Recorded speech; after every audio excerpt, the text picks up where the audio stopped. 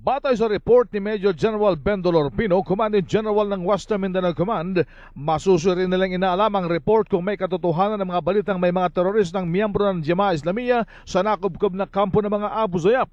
As of now, we have established that a majority of them were members of Abu Sayyaf group because of the leader, the identified leader, and of course yung mga members nila.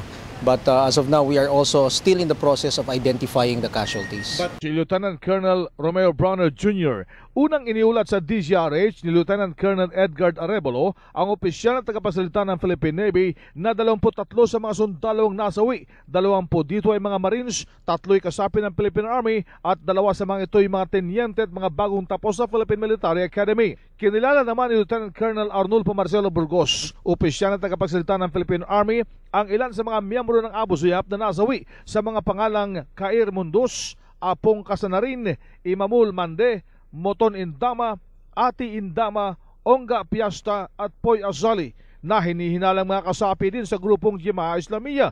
Angkutan ng mga bandido sa Sitio Corelem, Barangay Silang, Kumungkaya, Pukan sa boundary Tipo-Tipo Basilan ay sinalakay na magkasanid ng puwersa ng 1st Marine Brigade, Scout Rangers ng Philippine Army, Special Action Force ng PNP, Marine Raiders Company at ilang special units ng AFP dakong alas 3:30 na madaling araw ng Miyerkules.